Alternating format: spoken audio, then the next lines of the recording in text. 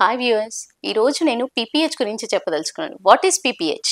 PPH అంటే post partum haemorrhage అంటారు. Delivery తర్వాత ఎక్కువగా బ్లీడింగ్ జరుగుతున్నట్టయితే దాన్ని పోస్ట్ పార్టమ్ హెమరేజ్ అని చెప్పడం జరుగుతుంది. ఈ పోస్ట్ పార్టమ్ హెమరేజ్ 2 టైప్స్ ఉంటాయి. ఒకటి ప్రైమరీ పీపీహెచ్ అని, సెకండరీ పీపీహెచ్ అని. ప్రైమరీ పీపీహెచ్ అంటే వితిన్ 24 hours ఆఫ్ ద డెలివరీలో బ్లీడింగ్ కనుక ఎక్కువ జరిగినట్టయితే దాన్ని ఫస్ట్ ప్రైమరీ పీపీహెచ్ కింద కన్సిడర్ చేయడం జరుగుతుంది. 24 hours తర్వాత నుంచి ఒక వారం పాటుగా బ్లీడింగ్ అనేది జరిగినట్టయితే, ఈ మధ్యలో జరిగినట్టయితే దాన్ని సెకండరీ పీపీహెచ్ అని చెప్పడం జరుగుతుంది. ఈ ప్రైమరీ పీపీహెచ్ కారణాలు ఏంటి? ప్రైమరీ పీపీహెచ్ అంటే మొదటి రోజు అంటే 24 గంటల లోపు బ్లీడింగ్ ఎక్కువగా ఎందుకు జరుగుతుంది? వాట్ ఆర్ ద రీజన్స్ గురించి చెప్పాలి అంటే దెర్ ఆర్ మోస్ట్ కామన్ అనేది ట్రామాటిక్ రీజన్. అంటే కింద సర్వైకల్ టేర్ జరగడం కానీ, యూట్రైన్ టేర్, ఆర్టరీ కానీ టేర్ జరగడం కానీ, ఇవన్నీ కూడా ట్రామాటిక్ పీపీహెచ్ కింద చెప్పడం జరుగుతుంది. అదే ఇంకొకటి ఏంటి, గర్భసంచి కుచించే తత్వం ఏదైతే కుచించాలి అంటే రిలాక్సేషన్ అనేది ఉండకుండా గర్భసంచి లోపల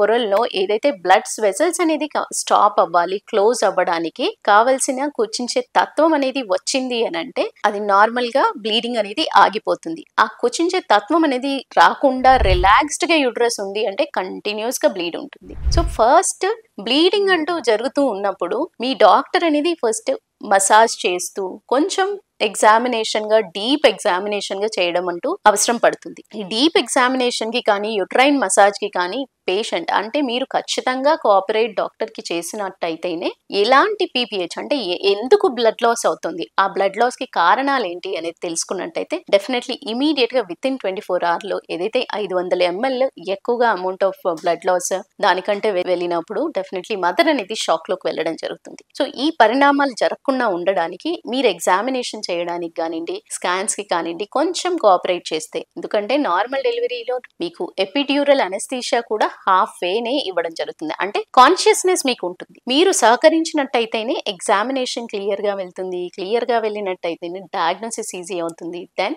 షాక్ వెళ్ళేంత వరకు వెళ్లకుండా ఇమీడియట్ ట్రీట్మెంట్ అంటూ స్టార్ట్ చేసినట్టయితే మీకు తొందరగా క్యూరిటీతో పాటు బ్లడ్ ట్రాన్స్ఫ్యూషన్ వరకు వెళ్లకుండా ఓన్లీ విత్ ఇంజెక్షన్స్, టాబ్లెట్స్ తో క్యూర్ అవ్వడం జరుగుతుంది. Thank you.